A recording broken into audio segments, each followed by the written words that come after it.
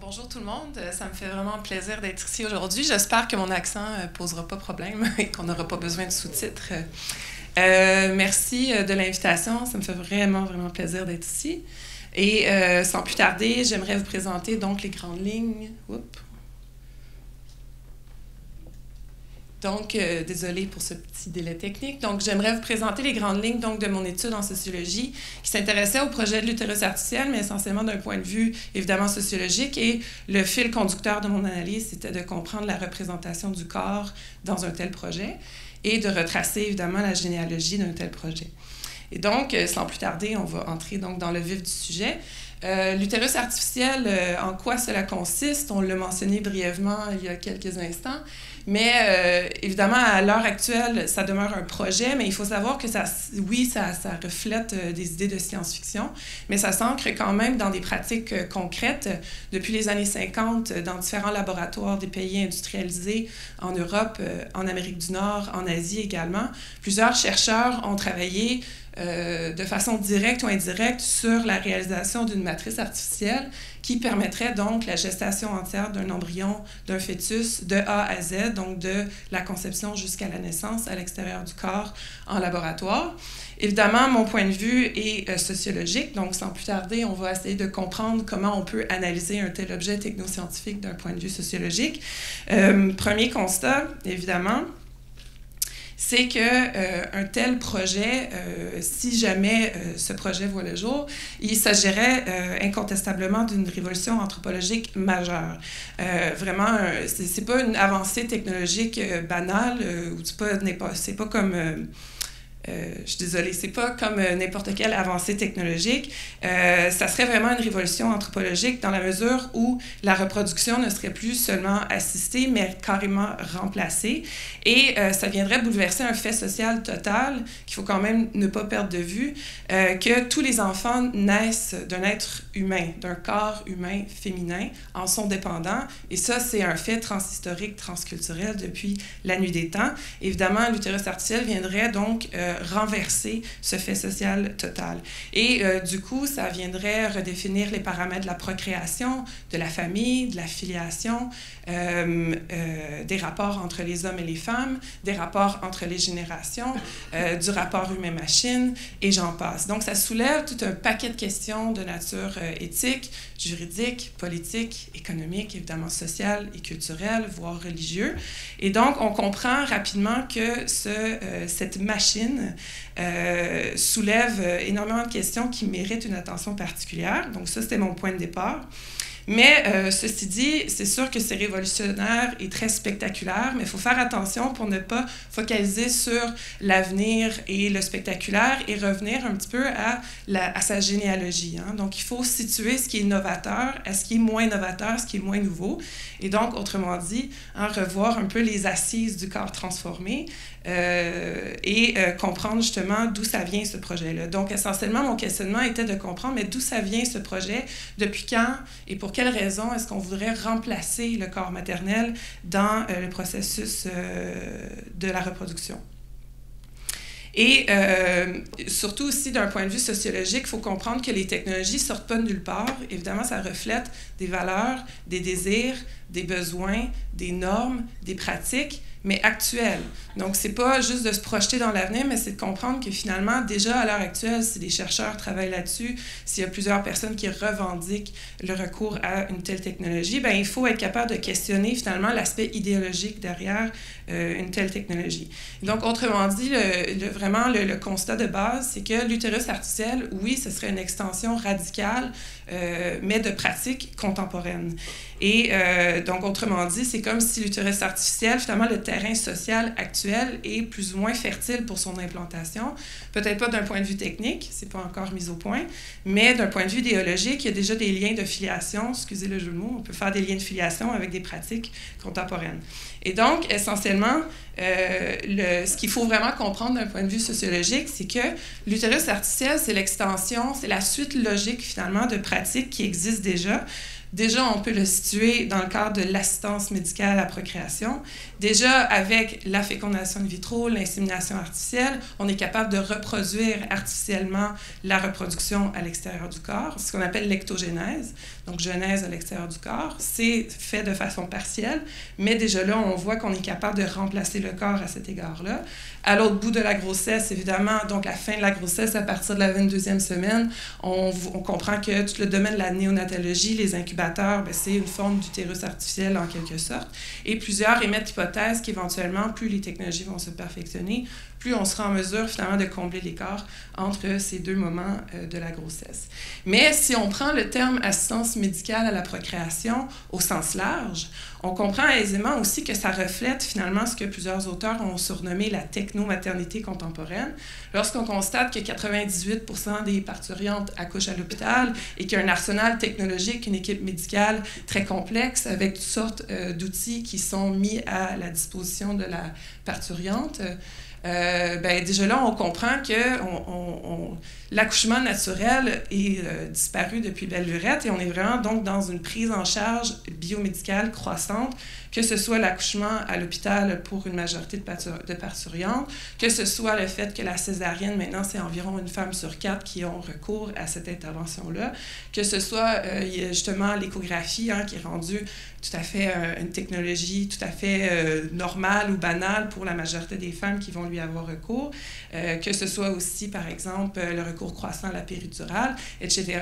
On voit vraiment que, de nos jours, l'accouchement, la naissance, la grossesse en général est prise en charge de façon technique et donc c'est très important de le situer dans ce contexte-là. Et moi, ce qui m'intéressait, c'était de voir les liens de filiation entre ce qu'on fait maintenant et le projet de l'utérus artificiel. Et donc, comme point de départ, pas un point de départ, mais comme suite logique, en fait, je me suis intéressée au discours, parce que d'un point de vue sociologique, d'analyser comment les gens parlent d'un projet technoscientifique, c'est très riche sociologiquement, idéologiquement. Et comme on l'a mentionné brièvement, l'idée d'utérus artificiel, ça remonte à belle lurette. Déjà, dans l'imaginaire occidental, lorsqu'on fait référence, par exemple, au mythe du chou, de la cigogne, des roses, déjà là, l'idée d'une genèse issue d'ailleurs que du corps maternel, c'est déjà là dans l'imaginaire occidental. Plus spécifiquement, on y a fait référence tout à l'heure, l'idée d'un homoncule, un homme artificiel qui serait créé artificiellement. La première trace écrite de cette idée remonte au 16e siècle, si je ne m'abuse. En tout cas, ce que moi j'avais trouvé, c'était dans un ouvrage de Paracelse, ce fameux médecin rebelle de la Renaissance que certains ont surnommé le Martin Luther de la médecine, et qui proposait justement une recette alchimique pour créer un homme artificiel dans une machine ou dans un utérus artificiel. Plus près de nous, dans les années 1920, en Grande-Bretagne, il y a eu un très important débat qui a duré, s'est étalé sur à peu près une dizaine d'années, qui a commencé avec justement la publication d'un pamphlet futurologique écrit par le biologiste John Haldane, qui était fasciné par cette idée d'utérus artificiel et qui va vraiment le développer, le mettre à l'avant-plan. Et ce qui est intéressant, c'est qu'il va y avoir toute une série de publications par la suite. Les gens vont répondre à cette idée et on retrouve donc vraiment un débat très, très riche. Malheureusement, je ne peux pas l'analyser ici aujourd'hui parce que je veux qu'on se concentre sur le contemporain. L'idée de l'utérus artificiel, évidemment, dans ce que je viens de présenter, demeure toujours, c'est vraiment très spéculatif parce que les possibilités techniques ne permettent pas l'accomplissement d'une telle technique, mais on comprend qu'à partir des années, surtout des années 70, justement avec le développement des biotechnologies, du génie génétique, des technologies de reproduction en général, mais là, le débat sur l'utérus artificiel va comme renaître de ses cendres et prendre de l'ampleur, et ça jusqu'à aujourd'hui. Essentiellement, j'ai analysé beaucoup de récits, des publications savantes dans des articles, des revues scientifiques, certains livres également. Et ce qui est intéressant, c'est que de façon générale, quand on parle de l'utérus artificiel, c'est vraiment présenté comme, je m'excuse, c'est vraiment présenté comme une panacée, en fait. Puis la vertu principale de l'utérus artificiel, c'est que c'est présenté comme étant un outil qui permettrait d'agir à de multiples niveaux sur de différents phénomènes et différentes problématiques. Et donc, la puissance de l'utérus artificiel réside vraiment dans cette polyvalence, dans un potentiel multiniveau, si on veut. Donc, essentiellement, comme je le disais tout à l'heure, permettrait donc d'intervenir sur le processus de la conception, en fait, même avant la conception jusqu'à la naissance, permettrait aussi d'agir, d'offrir des bénéfices ou de permettre une amélioration tant pour la mère que pour l'embryon, le fœtus, que pour le conjoint ou la conjointe, qui, puisque la barrière maternelle serait retirée, on aurait donc accès à ça et on suppose qu'on pourrait participer plus activement dans le processus. Et plusieurs ont dit aussi que ce serait une technologie doctor-friendly, comme on dit en anglais, c'est-à-dire qui permettrait donc, qui faciliterait le travail de l'équipe médicale également. Autre élément très important, c'est qu'il faut comprendre que l'utérus artificiel, selon les promoteurs et ceux en fait qui en parlent davantage, on met l'accent sur son potentiel thérapeutique à de plusieurs égards. Premièrement, on pourrait régler ou intervenir sur plusieurs pathologies existantes réelles. On pense à l'infertilité, la stérilité, la mortalité maternelle et infantile, les fausses couches, les naissances prématurées, les malformations congénitales, etc. Donc déjà là, l'utérus artificiel permettrait, puisque le corps, la barrière du corps, la limite du corps serait retirée, on aurait donc un plus grand accès pour intervenir sur ces problématiques-là. Il y a tout un autre pan des discours aussi qui met sur le potentiel d'intervenir ou de surveiller les risques à venir, les complications potentielles, donc des pathologies qui ne sont pas nécessairement là déjà, mais vu que ça serait transparent et accessible, on pourrait surveiller de plus près et dès qu'il y aurait une anomalie, on pourrait intervenir rapidement. Puis là, ce qui est intéressant par contre, c'est qu'il y a donc l'argument thérapeutique de base qui est évidemment là, qui est mis de l'avant. Mais il y a tout un autre pan des discours qui se greffe à ce critère thérapeutique. Et là, on tombe plus dans la médecine de désir, la médecine de convenance, où finalement, il y a plusieurs arguments qui vont dans le sens de finalement, la parentalité tardive dont on a mentionné tout à l'heure ne serait plus un problème. On pourrait avoir un enfant quand on veut, quand ça nous adonne. On pourrait enfin ne plus être encombré par les désagréments de la grossesse. La douleur de l'accouchement, évidemment, mais sinon, il y en a qui vont jusqu'à dire « enfin, c'est fini les vergetures ». Il y en a aussi plusieurs discours plus à saveur eugéniste, l'idée de sélectionner génétiquement, de modifier génétiquement le fœtus, l'idée d'un peu de contrôle de qualité là, de son développement. Et ensuite, il y a plusieurs arguments qui vont dans le sens de cultiver, par exemple, des tissus, des organes, ouvrir la voie au clonage, etc. Donc, vraiment, on voit que ça va dans toutes sortes de directions. C'est basé d'abord sur le contrôle thérapeutique, l'argument thérapeutique, mais on voit finalement que l'argument thérapeutique semble avoir plus ou moins de limites. Donc, finalement, l'idée d'éliminer la souffrance est ajoutée à plusieurs sources et c'est très variable, très diversifié. Sans oublier aussi que, là, je suis désolée, il y a comme une mise en page différente par rapport à mon ordinateur sur lequel je travaillais. Mais essentiellement, aussi, l'utérus artificiel permettrait d'intervenir sur des problèmes de nature génétique, de nature physiologique, liés au corps, soit de la mère ou du fœtus. De nature psychologique aussi, justement, on parlait beaucoup de la souffrance liée à l'infertilité, la stérilité, les couples infertiles. Mais là, enfin, on pourrait s'en débarrasser de cette souffrance-là. Et aussi des problèmes de nature plus sociopolitique. Donc, par exemple, il y en a qui suggèrent qu'on pourrait contrôler les effets pervers, par exemple, des mères déviantes qui fument trop, consomment de la drogue, qui sont alcooliques ou qui ont le VIH, par exemple. On pourrait enfin éliminer la transmission de ces problèmes-là aux enfants. Et aussi, bon, évidemment, il y en a qui voient dans l'utérus artificiel un potentiel majeur pour peut-être pas éliminer, mais du moins changer la donne en ce qui concerne le débat sur l'avortement. Le débat parce qu'on pourrait transférer donc les embryons voués à l'avortement dans l'utérus artificiel. Sinon, le débat sur la gestation pour autrui. Finalement, tout l'enjeu éthique derrière ça, c'est l'idée du corps d'une femme qui est concernée. Donc là, plus de corps, donc plus de problèmes selon certains.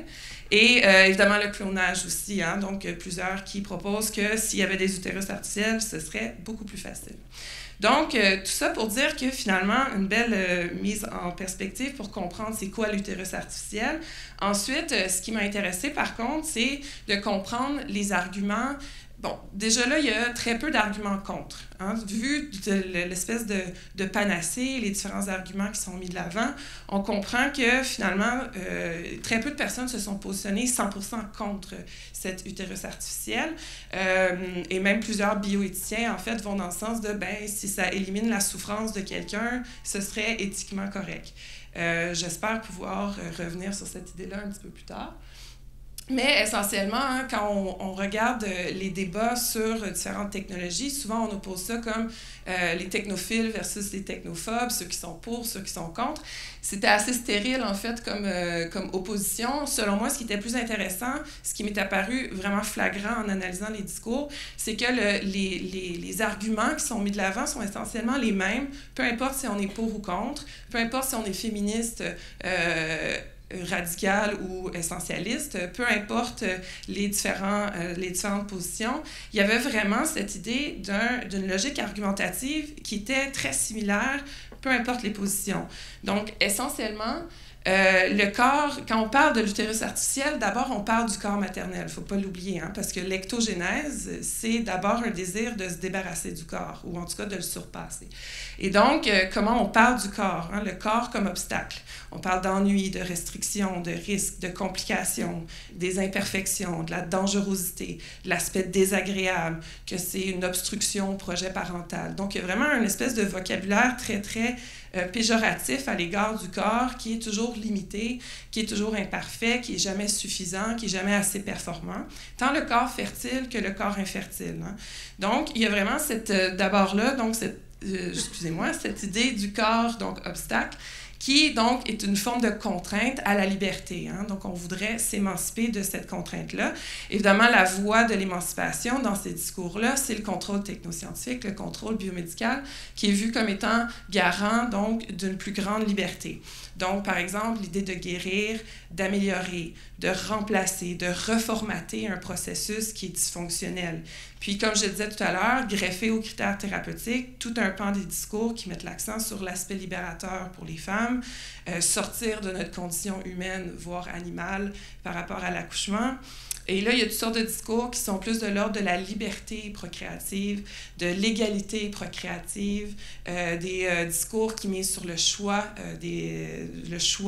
reproductif, le droit à la santé. Donc, vraiment un argumentaire qui est très libéral et c'est ça qui mise sur le potentiel émancipateur des technosciences. Et là, justement, les petites flèches, je vais y revenir dans quelques instants, mais c'est l'idée que finalement, ça va s'alimenter de part et d'autre. Et finalement, ce qu'on voit, c'est que cette tension-là entre contrôle et liberté, finalement, elle est vraiment présente au cœur de l'imaginaire de l'ectogénèse, mais je me suis rendu compte assez rapidement que c'était pas nouveau, au contraire, et que c'est vraiment au cœur aussi, comme logique argumentative, au cœur du processus de médicalisation de la naissance.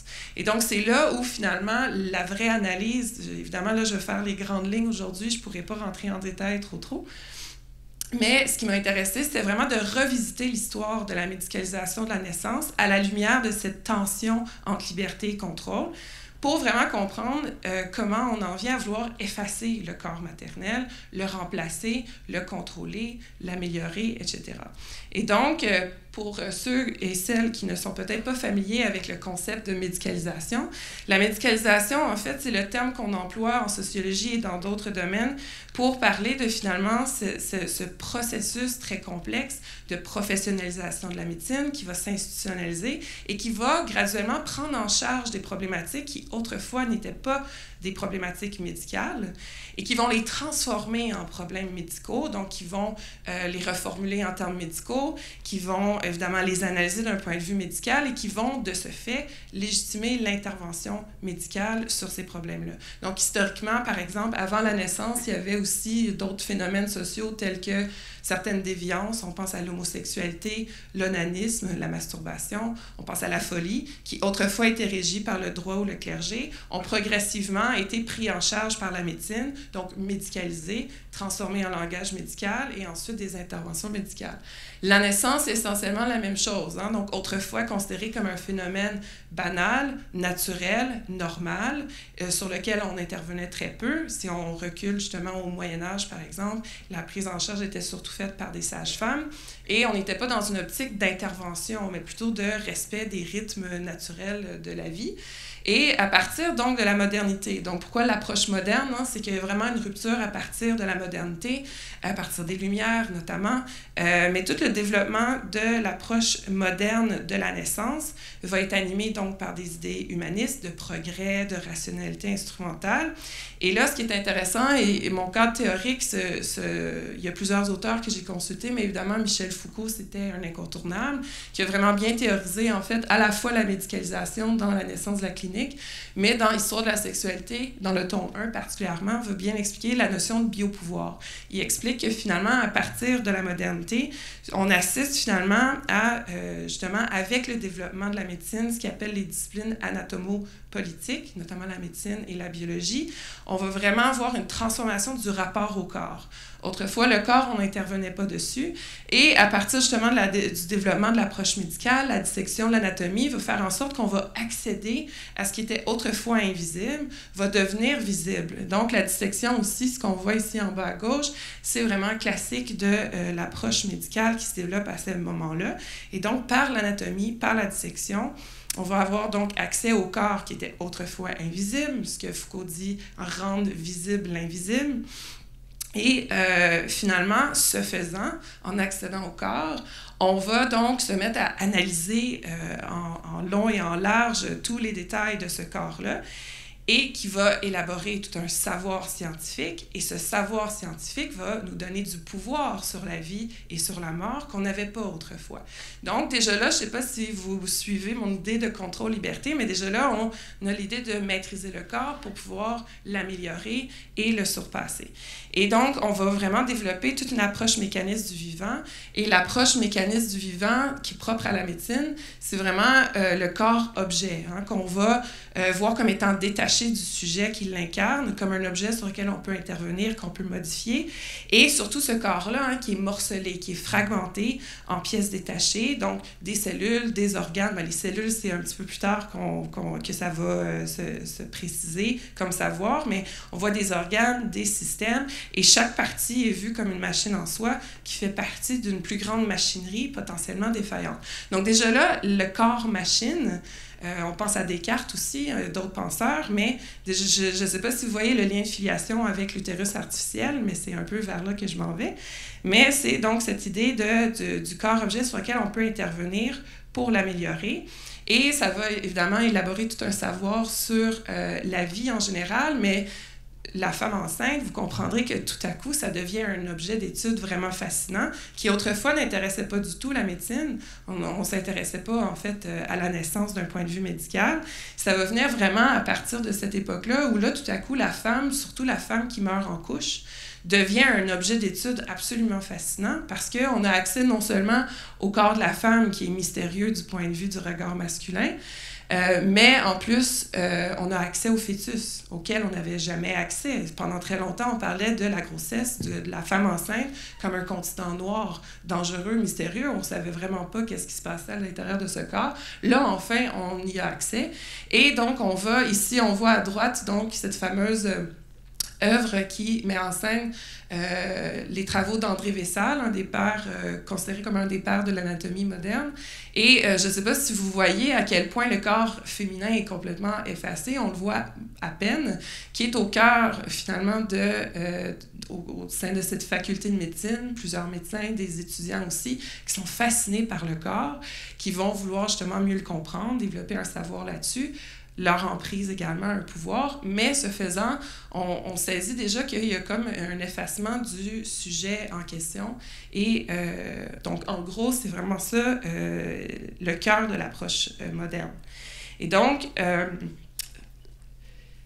l'obstétrique qui autrefois était un domaine féminin, en passant, l'étymologie du mot obstétrique, c'est du latin obstetrix, qui veut dire sage-femme, et en anglais, midwife, donc le terme de sage-femme en anglais, étymologiquement, ça veut dire with woman. Donc, autrefois, l'obstétrique, c'est un domaine non médical, surtout féminin, évidemment, va devenir majoritairement masculin et scientifique par la suite. Et l'obstétrique, donc moderne, fille de la science médicale, veut elle aussi dominer la nature, prendre en charge donc les pathologies féminines, va vraiment se concentrer sur ce qui concerne les femmes et surtout les organes reproducteurs qui vont devenir l'objet central de leur analyse. Et on va développer toutes sortes d'interventions techniques pour permettre l'amélioration et le contrôle de ce corps-là, mais surtout, on va développer une approche qui vise à neutraliser le corps. Donc, neutraliser le corps, le meilleur exemple, je pense, c'est l'invention de la position couchée pour l'accouchement, la position dorsale, qui neutralise le corps en crise, mais qui va à l'encontre d'un fait transhistorique et transculturel que c'est la pire position pour accoucher. Et par contre, qui est très, très commode, en fait, pour l'équipe médicale pour intervenir sur le corps. Autre exemple aussi, l'anesthésie, qui va aussi se développer pour gérer l'accouchement. Donc, on veut neutraliser le corps. On l'a aussi fragmenté aussi, on le voit en pièces détachées. Donc, je ne sais pas si vous voyez, là, mais on efface le corps progressivement en le fragmentant, en le neutralisant. Puis, évidemment, ce qui est intéressant aussi, je vais passer rapidement si je vais avoir le temps de tout dire, mais certaines images ici, dont tout à l'heure on a fait référence justement rapidement à l'image ici en bas à gauche de Léonard de Vinci, qui date quand même du 16e siècle, donc qui va représenter justement le corps de la femme enceinte, mais c'est pas la femme enceinte, c'est l'utérus. Donc déjà là, l'idée de pièces détachées est quand même bien représentée ici à l'écran. C'est des œuvres classiques de certains ouvrages en obstétrique. Donc, celui ici en bas à gauche, ça date du 16e siècle, mais les autres, surtout, c'est au 18e, 19e siècle. Et la représentation du corps qu'on voit ici, elle est très, déjà là, fragmentée. Et en plus, il y a quelque chose dont l'image en bas au milieu, on dirait que c'est une pièce trouvée dans une boucherie, là. Donc, c'est très animal, c'est très détaché. Évidemment, on perd de vue le sujet qui était derrière ce corps-là autrefois. Et surtout, le fait intéressant, c'est qu'on mise donc sur le fœtus, parce qu'on comprend, hier, je me rappelle plus qui disait « l'embryon, c'est mon ami ». Effectivement, l'embryon est fascinant, mais à cette époque-là, on n'est pas rendu à l'embryon, on est rendu à découvrir le fœtus, ce futur être humain qui est vraiment fascinant. Et là, surtout, ce qui est super important, ce qu'il faut vraiment retenir, c'est que l'approche obstétrique, évidemment, on va catégoriser, on va classifier le normal et le pathologique en analysant le corps, mais le normal devient rapidement inintéressant comme objet d'analyse. On va surtout focaliser sur ce qui ne marche pas, sur le pathologique.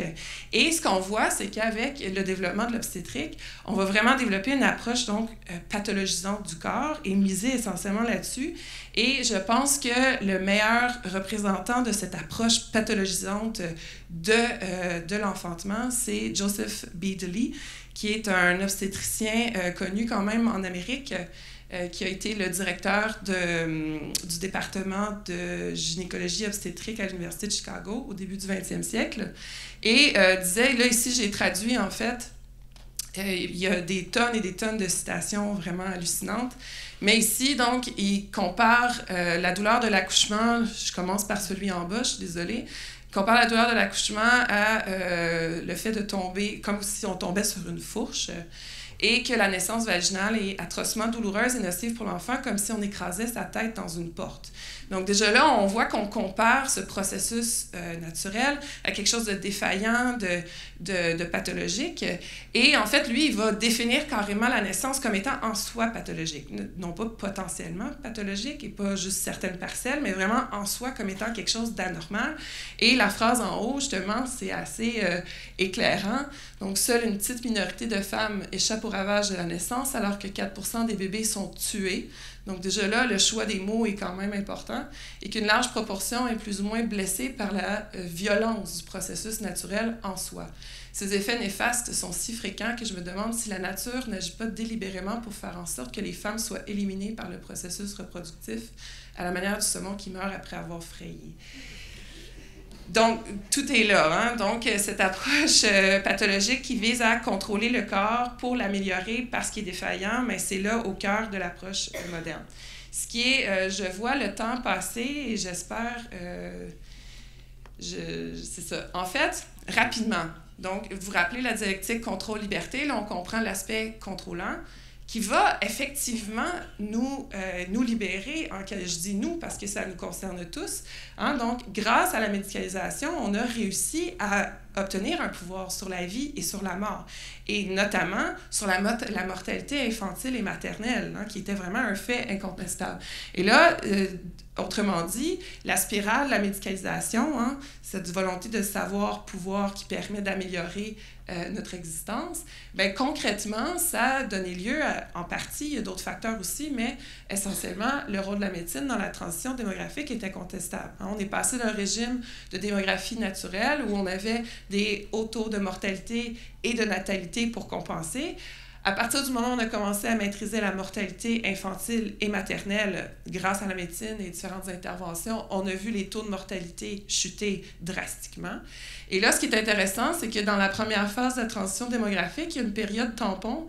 Et là, je reprends certaines idées de Paul Lyonnais, un sociologue, et de Marcel Gauchet aussi, qui ont vraiment bien expliqué cette transition-là, où finalement, à partir du moment où la mortalité chute, mais que les gens continuent à avoir autant d'enfants qu'autrefois, c'est ce qu'on appelle un baby boom. Et c'est là où, justement, on va développer le désir ou le besoin de limiter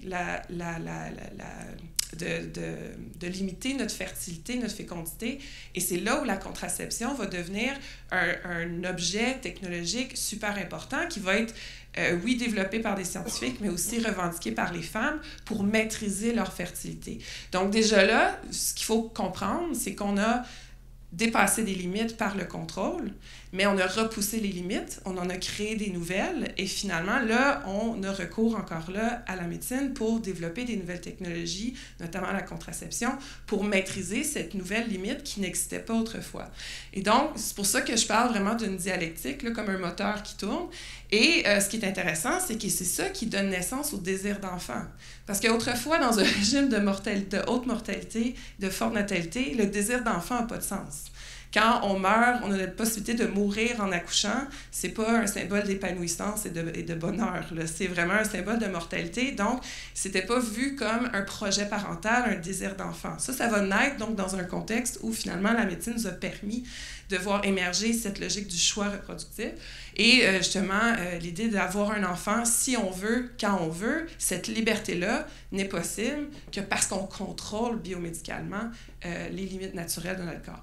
Et donc, essentiellement, ce désir d'enfant, là, je ne peux pas aller plus loin que ça, bien, essentiellement, il faut comprendre que c'est le produit de la médicalisation, mais ça va être aussi le producteur de la médicalisation, parce que là, maintenant, évidemment, qu'est-ce qui arrive lorsqu'on a le choix d'avoir des enfants au moment qu'on veut, mais le whoop, limite naturelle s'impose, notre corps ne nous le permet pas dans les cas d'infertilité et de stérilité, et là, tout à coup, le désir d'enfant devient l'argument légitime numéro 1 pour avoir recours aux technologies de reproduction. Et donc, cette liberté-là, c'est aussi le moteur de davantage de contrôle scientifique sur le corps et qui alimente finalement le recours aux technologies de reproduction. Donc, plus on se libère, plus on veut se libérer finalement, et c'est grâce à la médecine qu'on nous permet tout ça. Et donc, enfin, là, je vais couper court cette partie-là parce que j'ai dépassé mon temps. Mais j'en suis venue après cette compréhension de l'approche moderne de la procréation. J'en suis venue aussi à approfondir qu'est-ce qui est arrivé après la Deuxième Guerre mondiale. On est entré dans ce qu'on a appelé la postmodernité avec la révolution cybernétique, la révolution informationnelle, l'invention de l'ordinateur, de l'informatique, va donner le coup d'envoi au génie génétique, aux biotechnologies, etc. Évidemment, qu'est-ce que ça fait? Ça nous donne plus de pouvoir sur le naturel. Et ce qui est intéressant, c'est qu'on va assister à une molécularisation du savoir. Plus les technologies se perfectionnent, plus on est capable d'aller chercher encore plus loin. Et là, ce qui est intéressant, c'est que la médicalisation est passée d'abord de médicaliser l'accouchement à la grossesse, puis là, éventuellement, à la conception. Hein, donc, tout le savoir, justement, dans le domaine de l'embryologie serait impensable sans cette révolution technologique-là. Mais là, ce que je veux, en fait, qu'on retienne, c'est que lorsqu'on voit ces belles images-là, qui sont énormément fascinantes pour comprendre les débuts de la vie, je tiens à dire que le corps maternel est absent de ces images-là. Hein? Donc, plus on molécularise le savoir, plus on se concentre sur les débuts de la vie, sur l'infiniment petit, plus on perd de vue l'ensemble. Et évidemment, l'expérience de la femme, son rapport à son corps, la douleur, la souffrance, bien souvent, elle est évacuée. Et donc, voilà. Et là, enfin, je suis désolée, je veux juste conclure rapidement. Je suis désolée, hein, c'est 4 ans de recherche en 20 minutes, là, c'était un défi que j'avais beaucoup de difficulté à respecter. Et donc, en conclusion, en fait, quelques éléments problématiques. Premièrement, je reprends cette citation de Susan Squire, qui a écrit un livre magnifique qui s'appelle « Babies in Bottles », et qui disait justement, assez justement, que toute invention, on voit des résistances. Hein. Au départ, c'est généralement, on est inquiet, on pose toutes sortes de questions, mais généralement, ça finit par être ritualisé, être accepté, à entrer un peu dans les mœurs et les coutumes, et finalement, ça devient comme naturel, banal ou accepté. Le problème avec l'utérus artificiel, c'est que c'est pas n'importe quelle technologie, ça viendrait vraiment modifier, en fait l'histoire de l'humanité carrément, et ça ouvrirait la voie à la possibilité de vraiment de peut-être voir une autre espèce naître, parce que si on fait des enfants dans des machines, le recours à la technologie pour ne serait-ce que naître, c'est essentiellement en tout cas, ça soulève toutes sortes de questions. Et donc, quelques éléments problématiques sur lesquels je vais juste les mentionner brièvement, après ça, j'arrête de parler.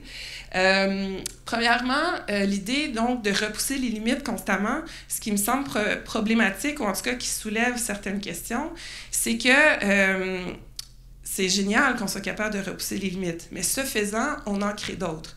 Et là, le besoin de finalement les repousser constamment, on dirait que c'est sans fin. Hein? Donc, c'est insatiable comme logique. Le corps n'est jamais correct. On n'arrive jamais à un stade de satisfaction. Et donc, ça aussi, je trouve que ça soulève des questions par rapport aussi aux limites techniques qui définissent qu'est-ce qu'on fait. Parce que souvent, il y a l'argument qui dit « Ah, ben on peut le faire. Pourquoi pas? » Oui, mais c'est pas parce qu'on peut le faire qu'on doit le faire. C'est deux questions très, très, très différentes. Et l'histoire des sciences démontre qu'il y a beaucoup de choses qu'on pouvait faire, qu'on a fait et qu'on n'aurait peut-être pas dû faire. Et je pense notamment à la Deuxième Guerre mondiale et à la bombe atomique. Donc, c'est un exemple parmi tant d'autres, mais qui démontre que c'est pas parce qu'on est capable de le faire qu'on doit le faire. Et donc, cette réflexion sur qu'est-ce qu'on doit faire, qu'est-ce qu'on veut faire, à mon sens, elle est cruciale et pas très présente. Et enfin, rapidement, l'argument thérapeutique illimité aussi. Donc, on voit qu'on n'est plus dans juste la guérison, on est aussi dans l'augmentation de l'espèce humaine, l'augmentation des capacités. Ça soulève des questions également. Je trouve aussi que la conception de la liberté qui est promue, je ne veux pas faire de la théorie politique ici, mais c'est une conception de la liberté qui est quand même, à mon sens, assez problématique, comme si la liberté, c'est l'absence de limites. Mais la liberté, c'est pas l'absence de limites. Donc, exemple, c'est pas parce que je sais que je vais mourir que je ne suis pas libre comme individu. C'est pas parce qu'il y a une limite, une finitude à mon existence que je suis pas libre. La liberté, c'est qu'est-ce qu'on crée entre ces limites-là. Et donc, je trouve que l'idée de vouloir éliminer toutes les limites, c'est assez particulier, assez paradoxal. Enfin, rapidement, on évacue une autre valeur fondamentale. On utilise l'argument de l'égalité procréative, l'égalité entre les hommes et les femmes, notamment. Mais je doute que l'utérus artificiel nous permette d'atteindre réellement une égalité entre les hommes et les femmes. L'égalité entre les hommes et les femmes, oui, c'est sûr qu'il y a une inégalité première dans la reproduction, mais on sait très bien que c'est d'abord et avant tout social et culturel. Donc, il y a ça. Et là, c'est ça, je vais terminer. Je suis désolée. En fait, la question essentielle, à mon sens, et je vais terminer là-dessus, c'est en fait, égalité qui n'est jamais abordée, mais finalement, l'utérus artificiel, ça pose la question des inégalités sociales sur le plan socio-économique. Qui aurait accès à ça? Puis évidemment, on sait que ça serait pour une élite qui aurait les moyens, et ça pose toute la question, finalement, de est-ce qu'on va créer des castes biologiques, comme on mentionnait avec le film de Gattaca, justement. Voilà. Donc, je suis désolée d'écourter la conclusion, mais je vais terminer là-dessus. Merci de votre attention et merci de votre patience. Je suis désolée.